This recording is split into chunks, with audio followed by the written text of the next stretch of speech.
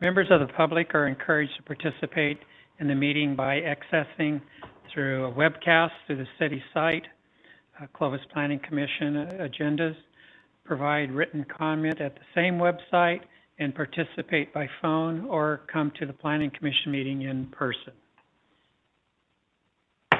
Call the meeting to order. Flag salute, will you lead us, Mr. Cunningham?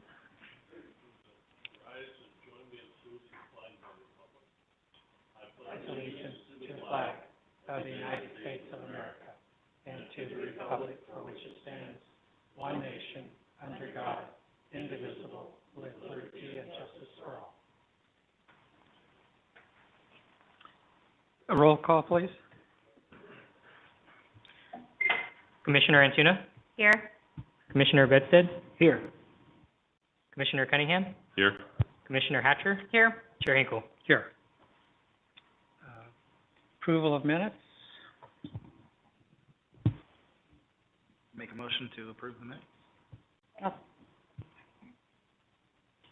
I'll second. Okay, so we have a motion by Commissioner Bedstead to approve the minutes from the September 23rd, 2021 Planning Commission minutes, was seconded by Commissioner Hatcher. Commissioner Bedstead? Yes. Commissioner Hatcher? Yes. Commissioner Antuna? Yes. Commissioner Cunningham? Yes. Chair Hinkle? Yes. Okay. Commission Secretary, any comments?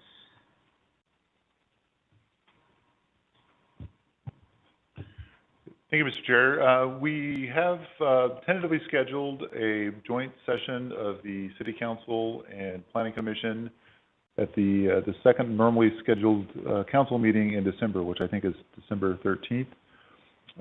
So the key item on the agenda will be, at this point, a discussion of some of the housing legislation that was recently enacted, including SB 9, potentially SB 10. I'd also like you to begin thinking about any critical topics that you would like to have discussed in conjunction with the council at the joint meeting. I will be contacting you individually in the next couple of weeks to chat with you about that upcoming meeting and to see if you have any thoughts or suggestions on items. Ultimately, the agenda will be set by the city clerk, but we certainly want to know if there's any items that are important to you as commissioners that you'd like to see on the agenda. So just be thinking about that, and I'll be in touch to ask you what your thoughts are. Thank you. Planning Commission, any comments? Yeah, I just wanted to quickly mention, I guess the restaurant Raising Cane had their grand opening officially yesterday, and I was going to be in attendance at it, but I couldn't get within a half block of them. They were, if you measure success by crowds, then they're going to be very successful. Anybody else? Okay. At this time, it's open to the public to speak about anything that is not on the agenda tonight. This is your chance to speak up. Is there anybody online? None. Okay. I'll close the public comment portion of it, and we'll go to the public hearings, and we'll go to item 1. A request to approve a planned development permit to allow deviation from the R1MD zone district residential development standards associated with PM 2018-04 on approximately 0.78 acres on land located in the northeast area of West Gettysburg and Peach Avenue. Gary McDonald Homes, Galind Eagles Homes, applicant owner, Harbor and Associates representative, staff. Kelsey. Thank you, Mr. Chair. On behalf of Assistant Planner Kelsey George, I'd like to just pass along to the Commission that we had prepared this item for consideration by the Commission this evening, and during the final preparation process, we realized with the applicant that there were some details that didn't quite work with the project that needed to be more fully cooked. So it is our joint recommendation between staff and the applicant that you continue the item this evening to a date uncertain. So that works for you. We'd like you to take a motion to that effect. Okay. Is there anybody in the general public would like to comment on this? Seeing none, anybody online? There are none. Okay, I'll bring it back to the commission to make a motion to continue. I make a motion that we continue PDP 2021-003 to a date uncertain. I'll second.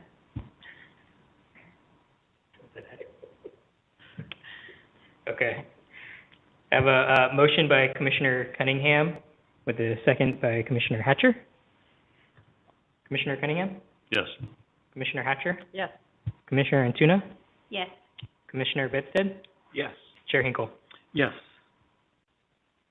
Move to item 2. Consider items associated with properties located at 2300 Minnewawa Avenue, City of Clovis property owner applicant representative. Item A, GPA 2021-004, a request to amend the general plan to redesignate approximately 0.85 acres of property from general commercial classification to the public quasi-public facilities classification. Item B, consider approval R 2021-008, a request to rezone approximately 0.34 acres of property from C2 zone district to PF zone district. And item C is consider approval of SPR 2021-008, a request to approve the site layout and design for fire station number 2. Okay. Thank you, Chair. Good evening, Commissioners. As indicated, this project is a request for approval of entitlements associated with the reconstruction of Fire Station 2. Fire Station 2 is located in the southwest area of Clovis, and more specifically on Minnewawa between Shaw and Santa Ana Avenues. The fire station sits on about 0.85 acres of property. That's kind of uniquely situated in that it looks like it could be a part of the Village Square Shopping Center. So it kind of abuts this shopping center, and onto the south of it is multifamily residential. The fire station was approved in the late 70s and developed shortly after. It was approved with conditional use permit 77-4, and which allowed for the public facility, the fire station, to operate in a commercially designated land use property. The fire station is now over 40 years old and have been showing signs of dilapidation, and currently, as it sits, is out of compliance with current accessibility and some building codes, and therefore requiring the reconstruction for an updated fire station.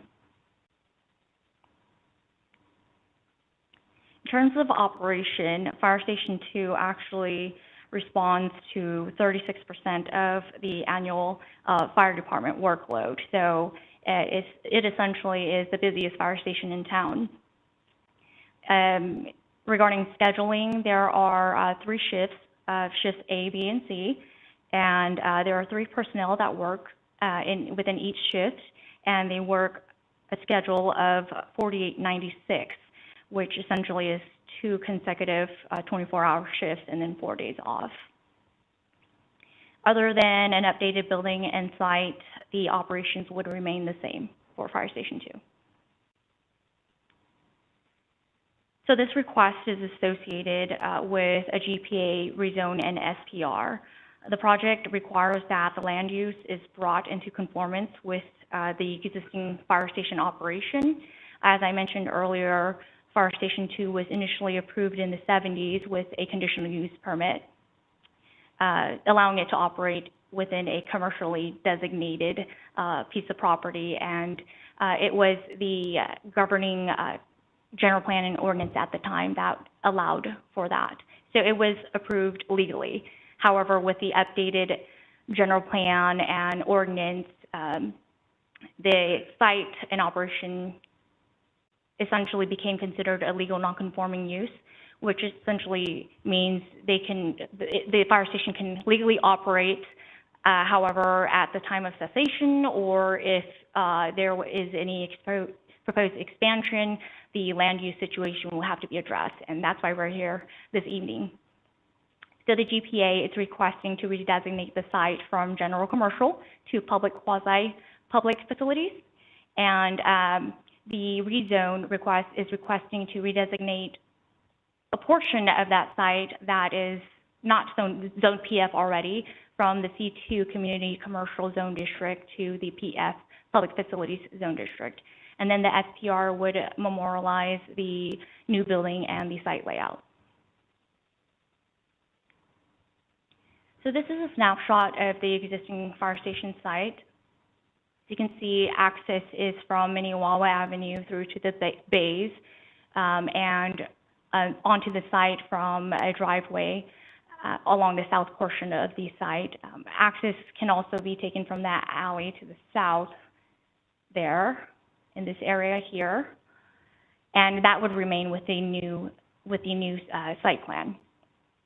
The building is situated closest to the north portion of the site, and as you can tell, the site is pretty aged, that you can't even see the striping of the parking along the west side of the parcel. So the project would not only reconstruct or rebuild the Fire Station 2 building, it would also improve the site. These are photos of the building as it currently sits. As you can see, the architectural style is pretty outdated. The building has T11 siding with a mixture of stucco. It looks a lot better. I hear it looks a lot better outside than it does on the inside. It seems to be falling apart on the inside, so we definitely do have a need to provide an updated facility, especially for our most busy fire station. This is the proposed site plan. As you can see, it's pretty consistent with the existing site layout, with the exception that the building footprint is a little larger. And circulation, again, is pretty similar with the driveway access along the south end and then access from the alley as well. However, parking here would be situated along the west property line, and that is to allow for better turnaround for the fire station, for the fire truck, as well as for trash service.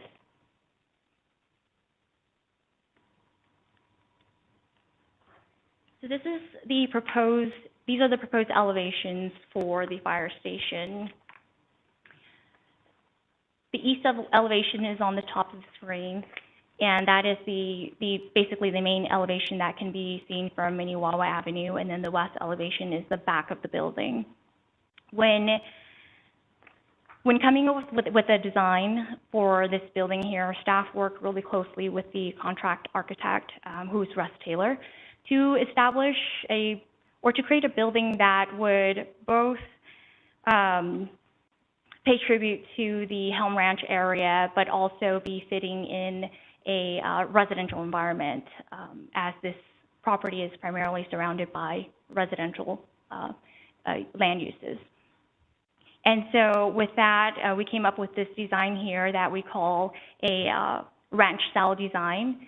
And that really stemmed from, again, the Helm Ranch area. A little history of Helm Ranch is that it was during the time of the design for the Helm Ranch Park, which is located at the northwest corner of Ashland and Minnewawa, where a need for a design theme for this area came up, hence the paying tribute to the Helm family who had farmed this area in the late 1880s, and also just taking inspiration from some older buildings in this area, specifically a tower that is located just west of the existing Costco right now.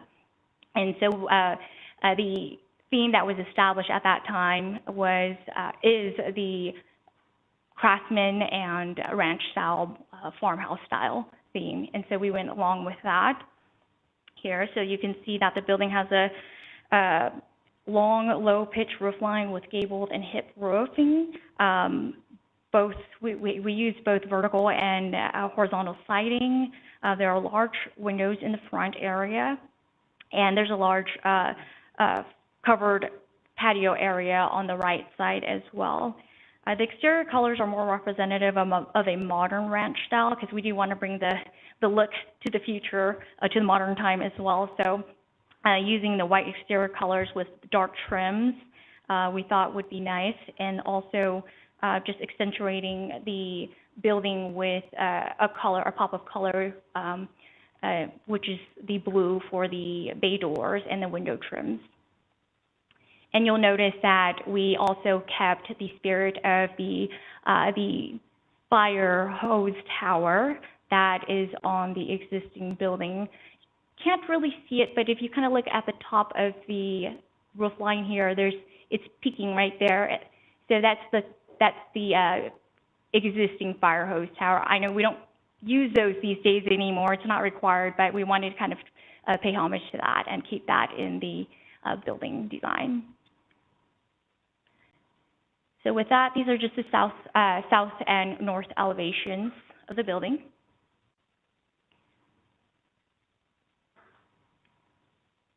Here's the floor plan. So generally, pedestrian access will be through the office in the front, highlighted in green there. And then there are 6 dorm rooms and 3 restrooms. And then through that corridor all the way to the back is the kitchen and lounge area. And then the apparatus bay, obviously, in the center there, with a fitness gym on the left side. And Chief made it a point to keep the floor plan very similar to that of the more recently approved Fire Station 6, which would be easier for future maintenance purposes.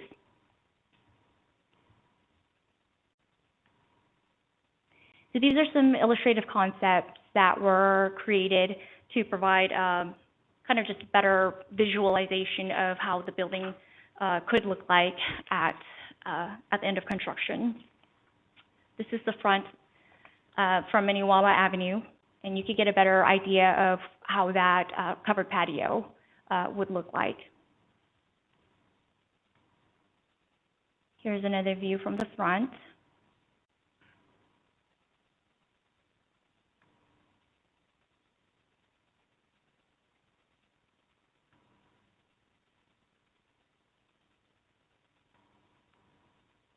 And then this is just the back of the building.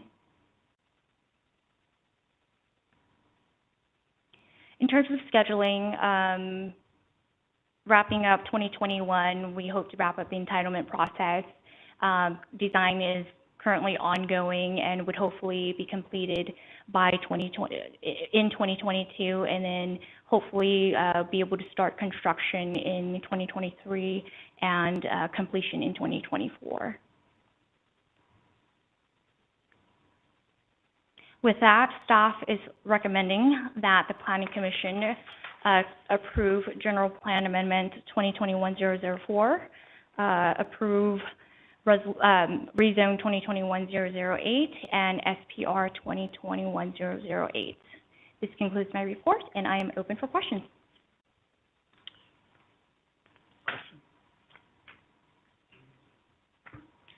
Yeah, I do have just one question.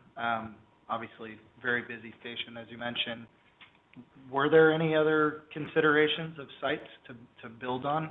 I'm not sure what other land the city may have in the area, and were there any other, I guess, concerns with that current location, or was it just remove and replace?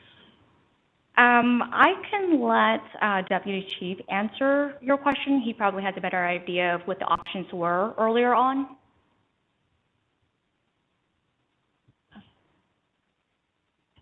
Good evening. My name is Chris Eck, the Deputy Fire Chief. And in regards to your question with the location, this is the optimal location for the station.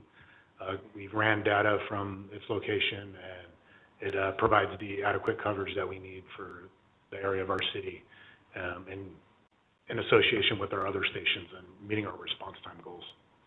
Perfect. Yeah, that's what I was looking for. So there was obviously analysis that went into this is the right spot, and we shouldn't be considering other areas. Thank you. You're welcome. I do have one follow-up question to that, for the deputy chief. So while this is being constructed, it sounds like it's in prime location, for good response times. What happens while this is being constructed, and, where do the, firemen who respond from that station, do they just get spread out throughout the city and, to support the other stations? That's a good question. We actually have another construction project that's coming up that will be going out to bid early in 2022, is to build a new building at our training facility, which ultimately will end up being 2 training classrooms with a kitchen, with restrooms. So the purpose of that building ultimately would be to move our training captains there, but it will serve as a temporary station once that's complete. So we're looking to complete that sometime in the summer of 2022. So when that happens, then we'll move the crews down to the training center where they'll have showers, there's a kitchen in it, and the 2 classrooms, one will be dorms, and we'll put dividers, so that's where they'll sleep. The other classroom will be the day room where they'll have their table, recliners, TV and such. We'll be able to store keep our engine there too, and we'll be responding from there, which is on Lind Avenue by the old Pelco campus there. So once that construction project's done and we're ready to demolish Station 2, we'll move the crew at Station 2 down to the training center, and then they'll be there during the whole construction project until it's complete, and then we'll move them back into the station. Thank you. You're welcome. Okay. Could you go to the floor plan?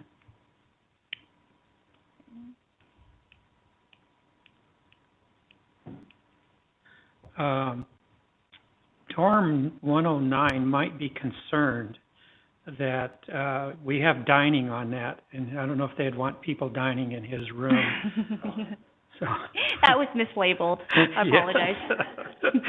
As I just wanted to point out that correction there. Okay, that's all that I have. Anybody else? Okay. If Fire Department, you have anything else you'd like to say about this? No, we don't. Thank you. Okay. Open it up to public comment. Anybody in the public like to speak about it? If you would please go to the podium and give us your name, your address, please. You might have to turn that on.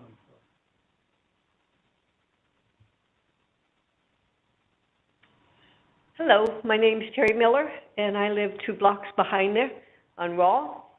And yes, they are very busy, and we do our walks around the back parking lot all the time. And yes, they do need a new one, and that one is falling apart. So I say, good job.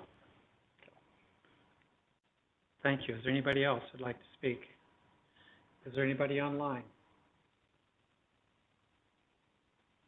There are none.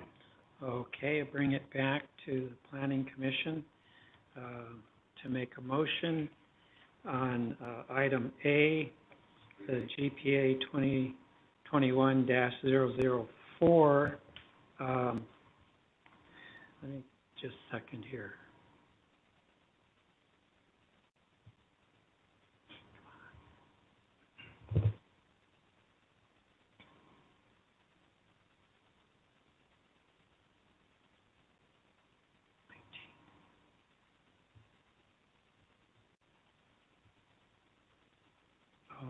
Okay.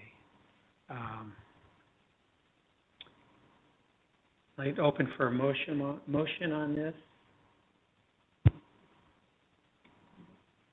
I was just going to say before we motion, I mean, Well, if I make a suggestion here, you might want to second this because our documentation shows that you seconded already. okay. Open for a motion. Well, I was just going to comment one other thing back to city staff. I like the design considerations. I think it does integrate with the neighborhood. It feels right. I appreciate the chief weighing in that there was thoughtful analysis and data considered in making this the right location to rebuild, and not look for an alternate site. So I like the project. Now we can have a motion unless someone has something else. And I'll make the comment that Commissioner Bedstead, feel free to make the primary motion or another commissioner second that. We're not set in stone here. They'll correct it.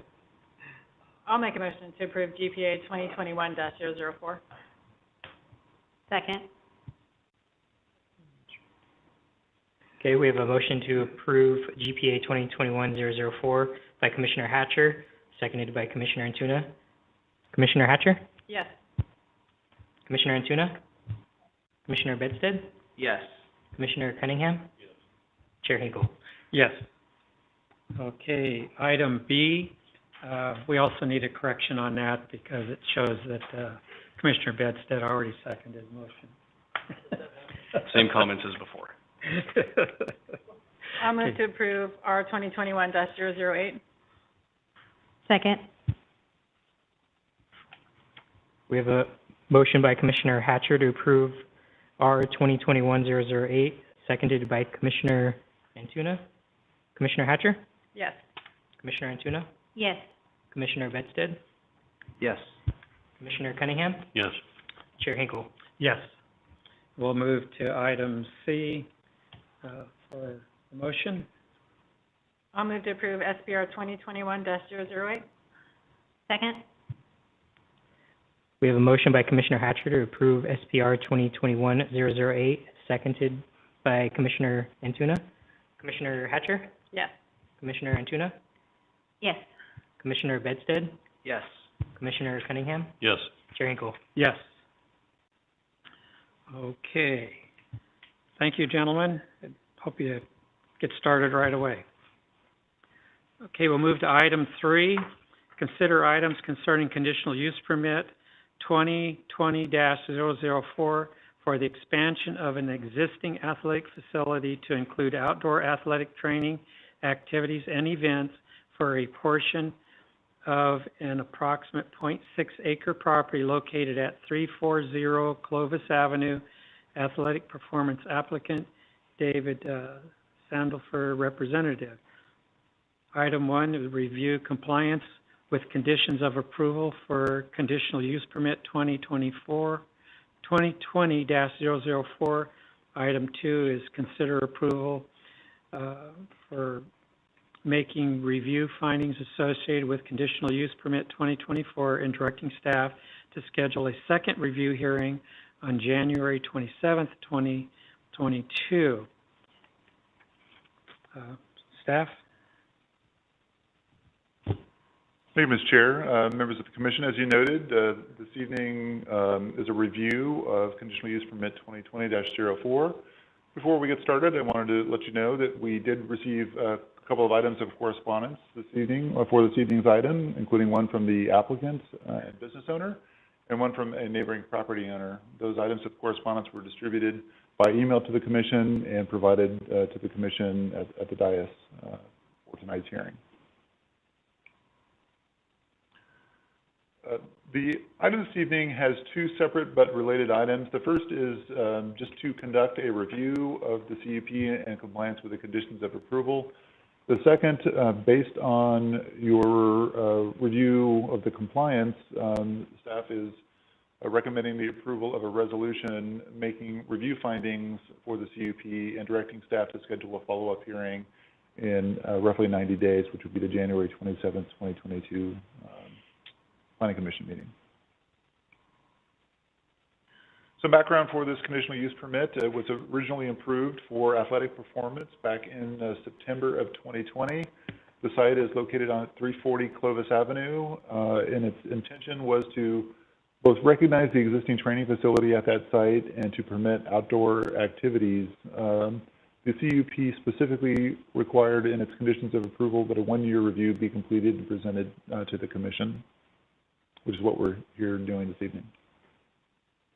The outdoor activities that were at the heart of the CUP were kind of focused around the installation of field turf north of the existing building. The site plan there shows it at about 6,750 square feet of turf. Within that area, general training activities for strength, speed, agility would be conducted. Some specific items for 5-on-5 soccer leagues, special events, facility rentals, and the opportunity for alcohol and food trucks to be available at those events was included in the conditional use permit. Those special events did require the approval of a separate administrative use permit, or AUP. With any with any conditional use permit, there are traditionally conditions of approval that are adopted to ensure that the city's regulations are adhered to, safety issues, compatibility, and the like are addressed. In this case, there were 40 conditions of approval that were adopted by the Commission with CUP 2020-004. Those are outlined in the attachments to your staff reports. I won't go through them in detail. In general, they address things like the conducting of special events and the requirements for an AUP. Several addressed alcohol sales and availability at those events, requirements for sidewalk and frontage improvements to be installed, fencing requirements, a fairly unique condition addressing parking and ability to conduct a special parking review during the first year.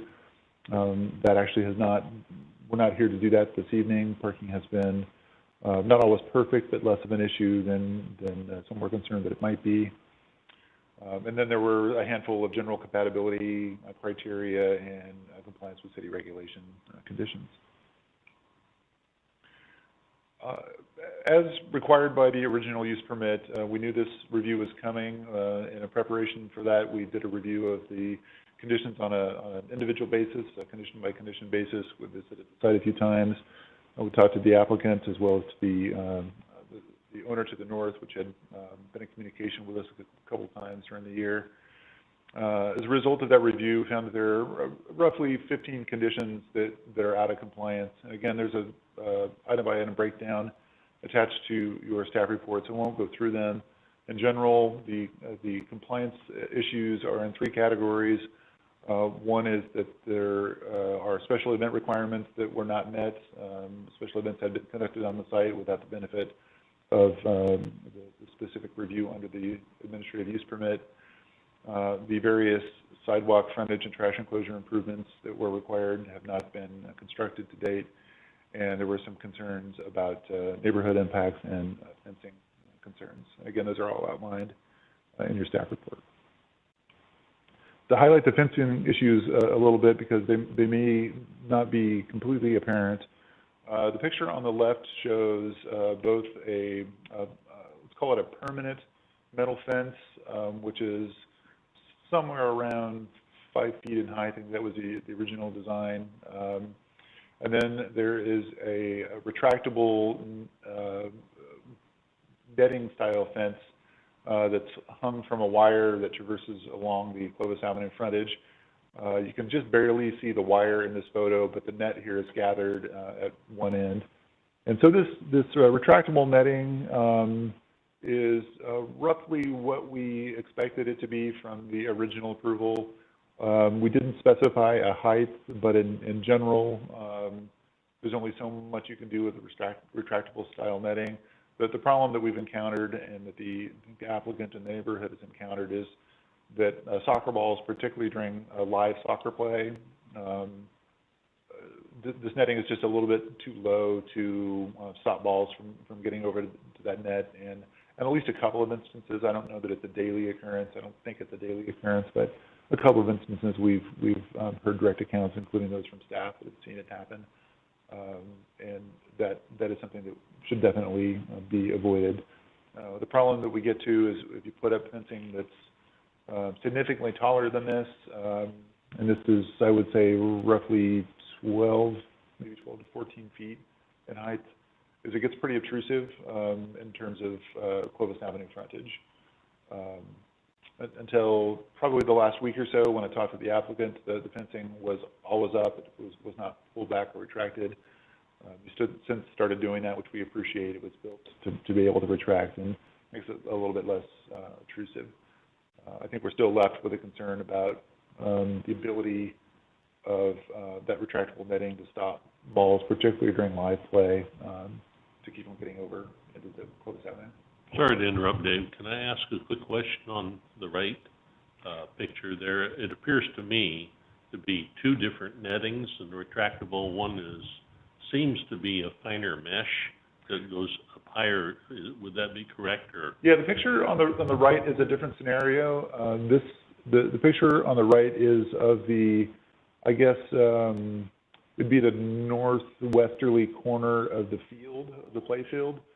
So, the building that you see there is the neighbor's property, the garage property on the neighbor's property, and the fence is intended there to stop balls from entering the yard area In the back. where the Clovis garage parks.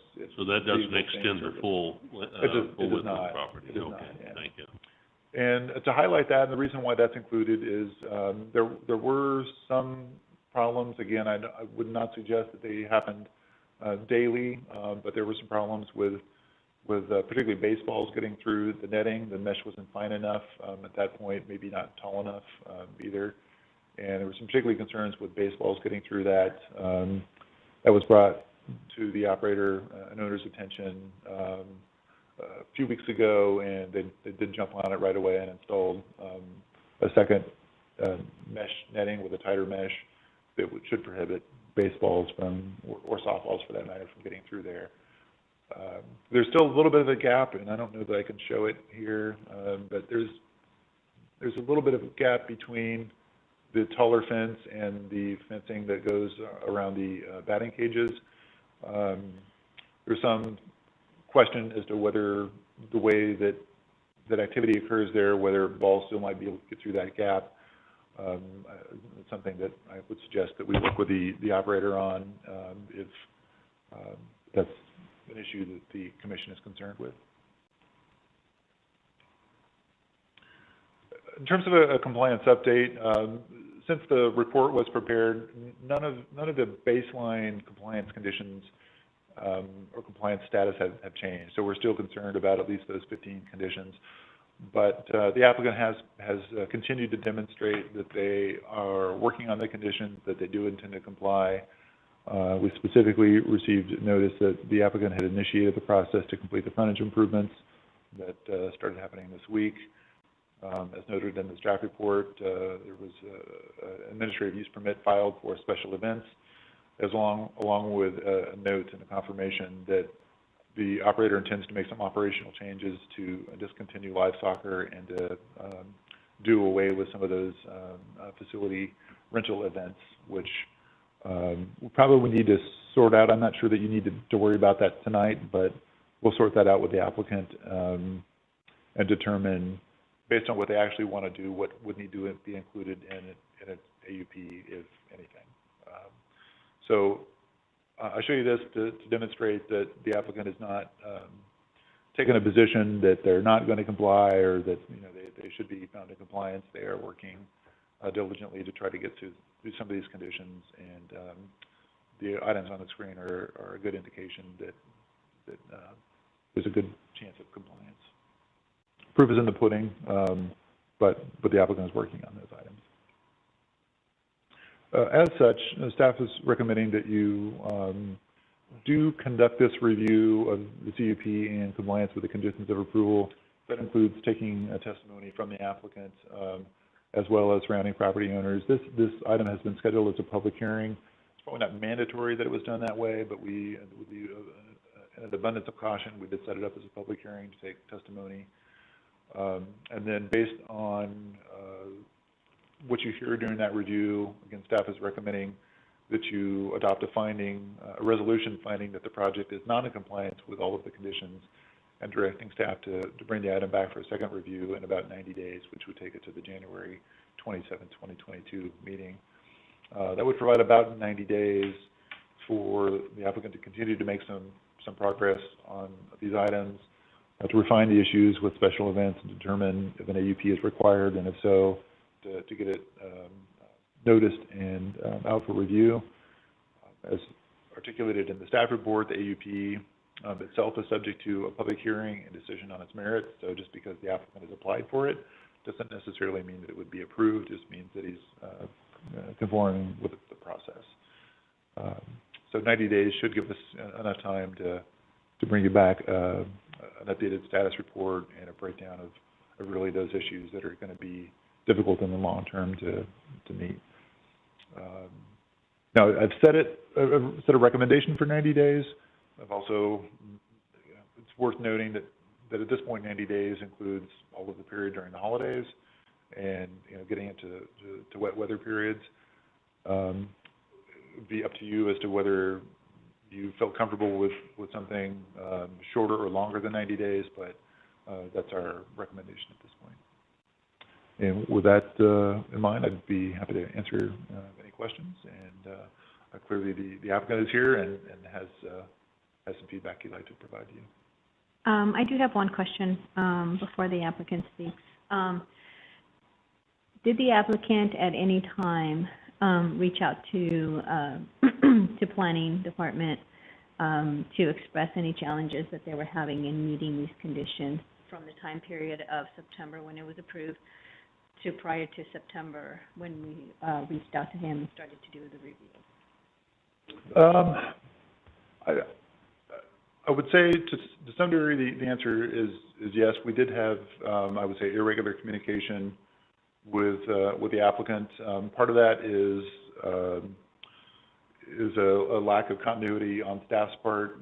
The project planner that was handling this from the city's end was Orlando Ramirez. He retired in December, and we lacked the continuity from there. So we did speak with the applicant at length regarding the site plan review, and intermittently the applicant worked with engineering or talked with engineering about the improvement requirements, and then off and on regarding issues of compatibility with the neighbor when they came up. So I think we've known that there have been issues with the business owner, Athletic Performance, having the ability to make permitted improvements on a site that they didn't own, and that difficulty has been expressed to us. I'm not sure if that's changing or not. I know the business owner has been interested in the potential of acquiring the site, but I know that has been a constraint. Thank you. Any other questions for staff? Okay, done. We'll open it up to the applicant. Speak. And it works. Good evening. Justin Harris. I'm the attorney for the applicant, and also want to mention that I have been, affiliated with Athletic Performance since probably its second location. It started first in a garage. I did not have the opportunity to work out in Dave's garage when it started there, but in more recent years, and for the last 11 years, he's occupied that site. I thought it might be helpful to provide some perspective before the applicant addresses the commission directly. And one of the things that I wanted to share is that I happen to not only be the attorney, but I also happen to be the real estate broker who has been handling the long and drawn out, I think we could have done Middle Eastern peace sooner, process to acquire the property. I can represent to the commission that though we have not actually inked documents, we have, I think, reached final terms, are working on some of the details, and while it is true that the devil is in the details, we hope to consummate a sale within the next, 30 to 60 days. The applicant is committed to this project and has wanted for some time, and it's taken quite a bit of cajoling on my part to get the property owners in a position to want to sell and to do this, but I think we're there. And so I think that makes a difference going forward because it shows a greater level of investment on the part of the applicant. Additionally, just to assuage some of the concerns that the commission has, and I know that the applicant met with some staff within the last week, and we have agreed to permanently eliminate the 5x5 soccer so that is not a concern for the commission. Any training that is done in connection with soccer balls or anything would all be directed towards the building side, which would be south and away from the Clovis garage owner. And we express our sincerest apologies for the impressive collection of balls that he's acquired as a result. We'd like to think that we've addressed those issues and again are apologetic about it, but have agreed to eliminate the concern.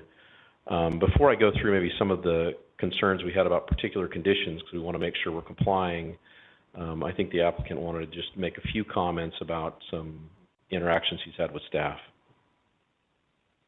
My name is David Stanifer. Thank you for your time. This project came about because of COVID. Financially, it wrecked us. We were closed for months at a time, and it got to a point, 20 years in business, we didn't know if we were going to be able to stay in business. Meeting with Sean Miller, Orlando, they helped drastically in trying to come up with an idea to keep us afloat. Yes, we messed up with the netting situation, and we apologize, and that's why we're making the changes that we are. But none of it was malicious. We were not trying to do anything that affected the community.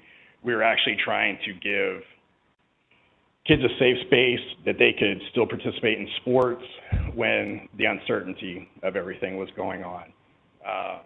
So for that, we apologize, but our whole intent was to make sure that we gave kids a better opportunity from the situation that they had. Through that, financially, it's disheartening, but we got wrecked. We did. Well, and I can't say that I'm the only business that happened to, but it did. For the first time in 20 years, we didn't know if we were going to survive or not. So taking on this project of putting the turf on there, it actually kept us in business. It didn't make us start getting profitable again until probably second quarter this year.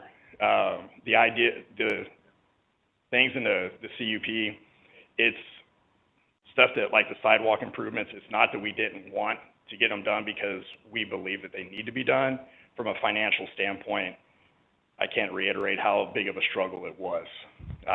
We are in the process of trying to buy the building, and then at that point, we're able to do the funding for everything. We already have sidewalk contractor that's approved that we're trying to get the sidewalk in front of the turf redone, because it does. Unfortunately, the owner of our building has had it since the 60s. He's never done anything to make it better, and we agree that we need to make it better. But as far as that, I do apologize. I'm sorry. And we are going to do our best to get everything done. And at that, if there's any questions for me, I'm more than willing to answer them. Any questions for applicant?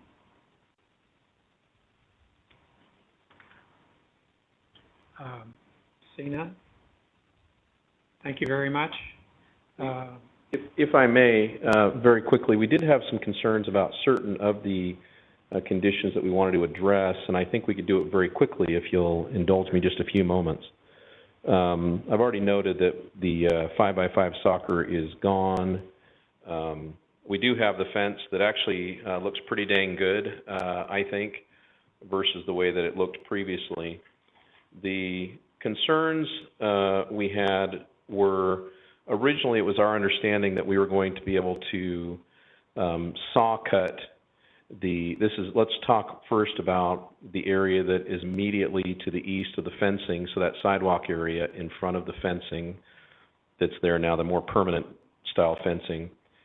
The concern originally was we thought we'd be able to basically saw cut that, but not have to do the actual gutter, and that was what we understood going in. It's going to enhance the cost substantially to do that. If the city tells us that that's what needs to happen, then we will do that. But we would ask that the city reconsider whether or not the gutter needs to be redone. We understand that the concrete does. And then if you sort of break it up into a different section, and immediately in front of the building, right now there are some approaches, some drive approaches. that are in front of the physical therapy, if you've driven by that location, and I'm sure you have. Our concern there is with eliminating any drive approaches in that particular location, it may compromise the ability of persons requiring physical therapy to more easily access the building. For example, if we've got, torn ACLs and other things, where it is now, we have an ability to come up and park there.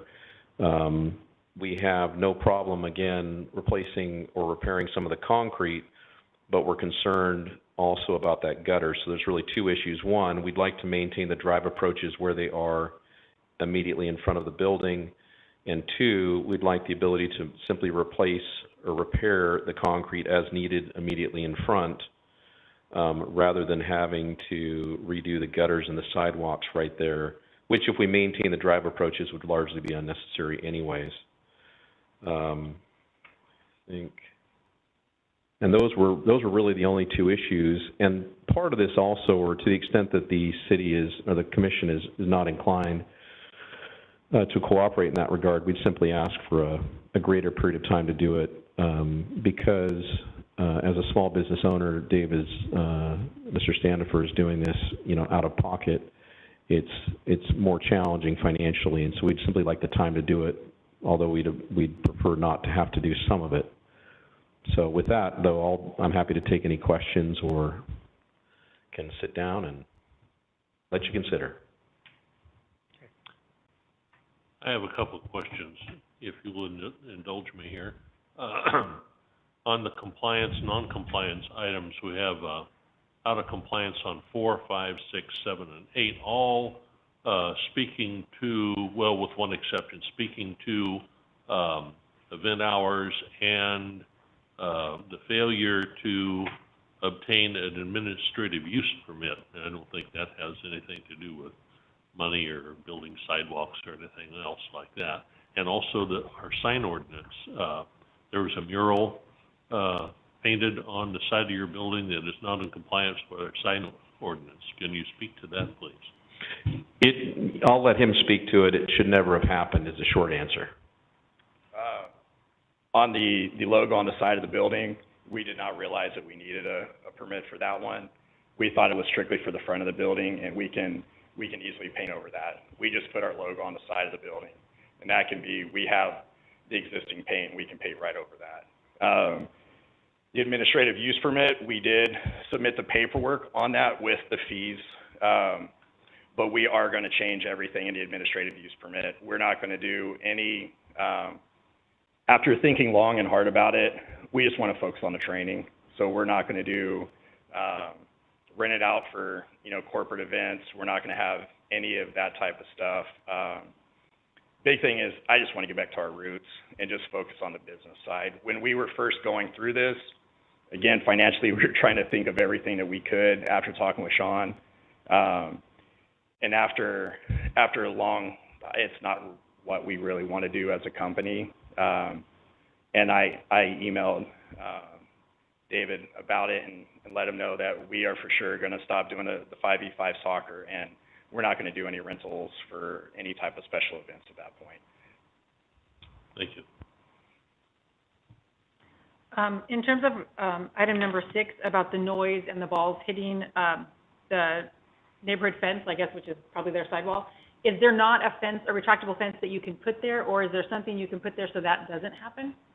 Actually, we have in place now, because we're not going to be doing the 5v5 soccer, there's going to be nothing aimed at that direction. We can put a netting there, but with us not doing the live soccer, everything's going to be facing towards our building at that point. But if you want us to put a netting system there, we can.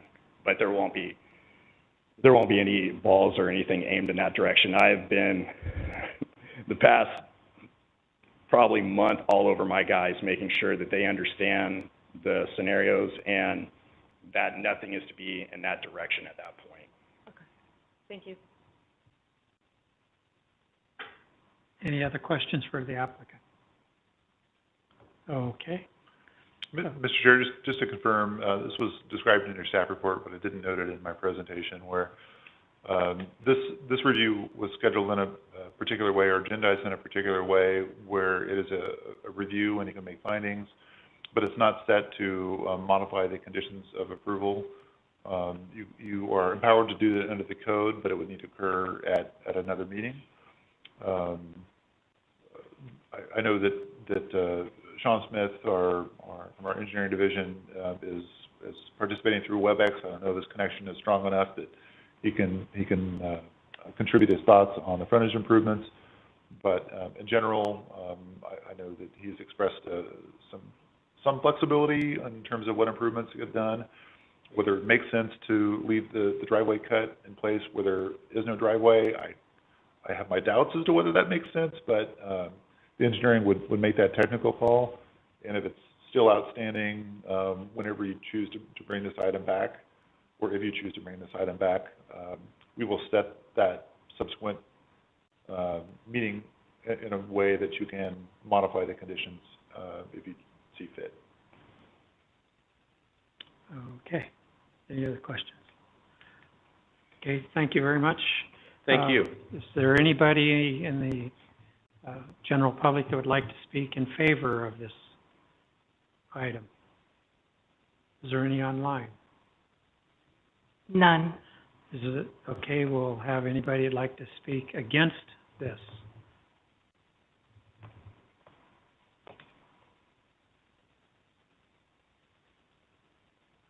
Good evening. My name is Mark Cannon. I'm the property owner to the north, the Clovis garage property, and I am not against this project at all. I'm so glad to have a viable business there. It's a great idea. However, this is not acceptable. These balls are going over a 12-foot fence, horizontally dropping onto a property where my tenant, his employees, citizens of Clovis come to use our business. And this is just this is the amount that we've had in the last 4 months.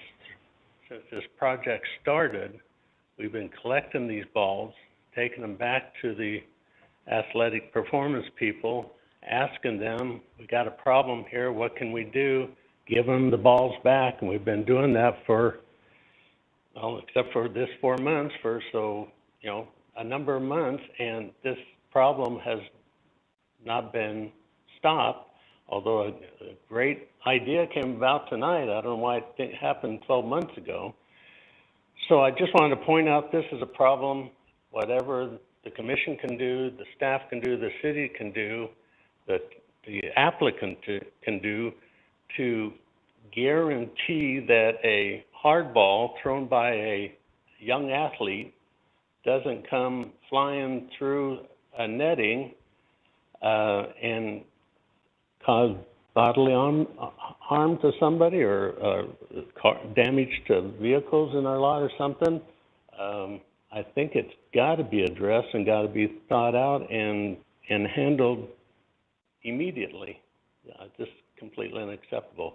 But I am not against the project. I just need them to keep their equipment on their property and not damage our property or our livelihood. So, thank you very much. Yeah, I think that they addressed that tonight. It sounds to me like they did address that tonight. Well, those will not be going your these direction. young athletes, I don't know how wide that lot is. Maybe a city planner can tell you, but I bet if they kicked it against his wall and it hit it and bounced back, it'll go a long ways, guys. And a number of these balls were up on the roof that had no netting that Commissioner Cunningham was asking about. They have a netting over the open back of our lot, but they do not have a netting across the north side of the building. I got the pictures. About 6 balls are up on the roof, and where do they go? They go down and plug the drain for the roof. So, yeah, if we can guarantee that none of their equipment ends up on any part of our property, I have no complaint whatsoever. But I think there's a definite safety problem with what's been happening. So if we could address it, we'd definitely appreciate it. Thank you. Thank you. Anybody else like to speak in opposition? Is there anybody online? There are none. Okay, I will close the public comment portion and bring it back to the commission for discussion. Dave, for clarification, today we are motioning to have a review of the CUP in January. Not the review, but... Staff's recommendation was that you conduct this review, which I think you can say that you have done at this point, and then to adopt a resolution that would direct staff to bring this item back in 90 days, effectively for a second review, and then at that point, consideration of modification of the CUP, if there was any need to, or at that point, you could consider revocation if it was called for. So that is our recommendation. Like I mentioned earlier, you could modify the timeline if 90 days didn't seem like the right timeline. You could shorten or extend that time. We could also set the 90 days, and the applicant could be in contact with you, and if they needed more, then you just wouldn't put it on our agenda for another 30 days. I would prefer for as specific a direction as possible to come, okay. Even if we brought back a 90-day status report. I think staff would prefer having something concrete to work with. I just have a few comments. Reading the material, listening tonight, I mean, it's clear to me that the project's out of compliance. You prepared some very nice information that clearly describes and depicts what's going well and what's not going well. As I listen, I worry that only when we're kind of bearing down on a potential loss or risk of the CUP are we maybe now responding to things. I guess some of it for me comes up in the form of kind of being a good neighbor, and I hear the folks speaking up and asking, please help us stop. So I know we're not amending any conditions tonight. Maybe we'll have the opportunity depending on how we vote, but I kind of see the whole, I do like the project. I think, I was for it initially, not just because of the pandemic. I think it's something that does create something neat and different in Old Town area. But I see safety for both persons and property as something that's really important. Fortunately, some of these soccer balls are on the roof, and yeah, the drains getting plugged isn't good, but them going out into the street or elsewhere can be a problem and create other incidents. But so safety for persons and property are big, being that good neighbor, kind of non-impacting, and then obviously being aesthetically conforming. And it sounds like the city has made some recommendations, and the site owner is addressing those by retracting the netting and the like. So my view on this is, again, that we're not in compliance, or that the applicant here is not in compliance.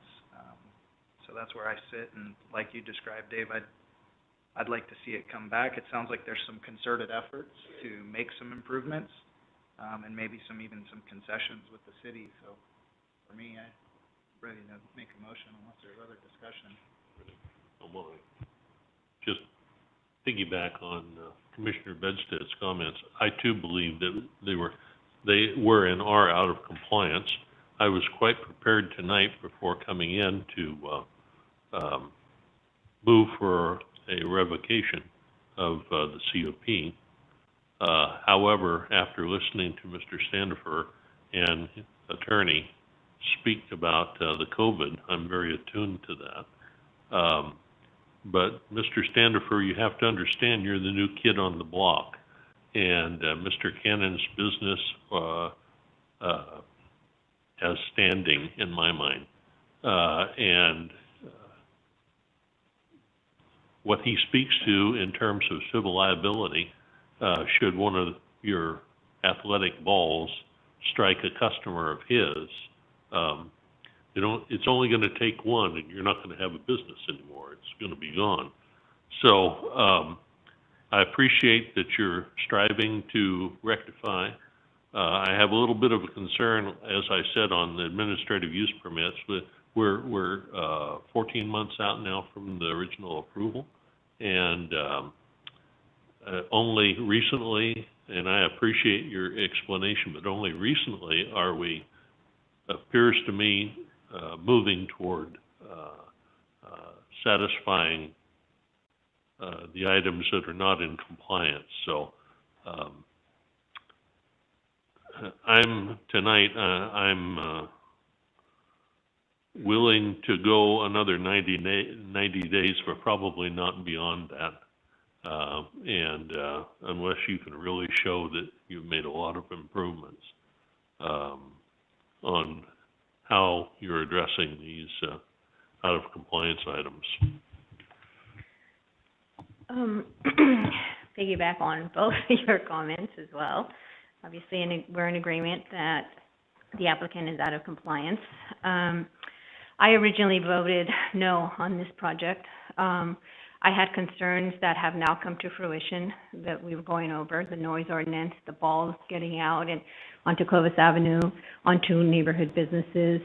And I had concerns about the totes, the garbage cans in front, and the special events. So for me, this has been, okay, we discussed all of this back in September of last year. Those were my concerns, and they continue to be my concerns, and obviously for good reason, because they are out of compliance. I agree with Commissioner Cunningham that I would not, I feel that the applicant has had sufficient time to come into compliance, and I hear everything that he said. COVID affected businesses drastically, and I sympathize with that. However, there was an agreement with the city and these conditions. So I too would be far pressed to go any further than the recommended 90 days by staff.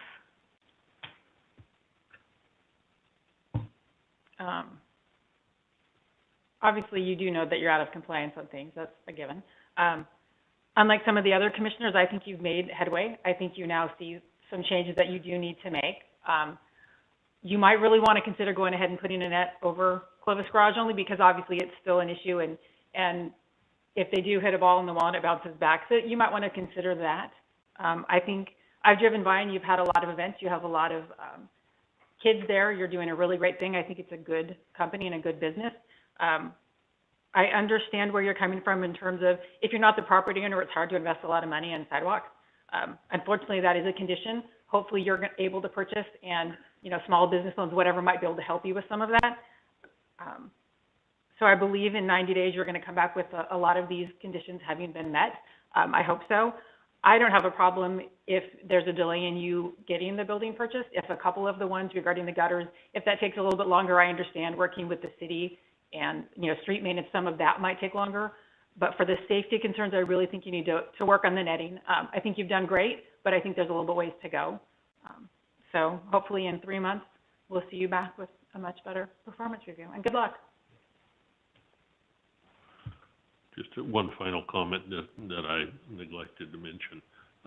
Just before the meeting tonight, I took a drive down and went down your alleyway. Quite frankly, the trash area needs to be improved, but next to the trash, just to the north of the trash area, there's an area that I can only describe as the junk pile. There's a couple of barbecues in there, and there's other assorted stuff, and they're just hanging out there. I mean, it looks trashy to me. Understanding it's an alleyway and all that, but I just throw that extra for comment. It doesn't take much to move them out of the way or put them away. Okay. Just a comment, I can understand some of the problems that the COVID has brought to businesses. I see it quite a bit being a real estate agent. I understand what you're going through on it, and I believe there are some things that will probably not be able to be done because of your purchase of the property that's going to delay some of these things. So I'd recommend that we bring it back on January 27th and address what needs to be addressed at that time and make, adjustments on it. That's all I have to say. Staff, do you have anything else you want to input? No, I think you've hit upon, the points, and again, our recommendation is to, adopt a resolution if, that's consistent with what you'd like to see happen. Okay. Commission, we're now open for a motion, of item 2 on the agenda. Well, I'll make the motion. I motion that the commission find that the project is out of compliance with the specific conditions of approval, directing city staff to schedule the follow-up hearing for the January 27th meeting, whether that ends up just being a status report or a full review, subject to determination, but that's the motion. I'll second. Okay, so we have a motion by Commissioner Bedstead, seconded by Commissioner Cunningham. Commissioner Bedstead? Yes. Commissioner Cunningham? Yes. Commissioner Antuna? Yes. Commissioner Hatcher? Yes. Chair Hinkle? Yes. Okay. At this point, I'd like to adjourn the meeting at 7:12.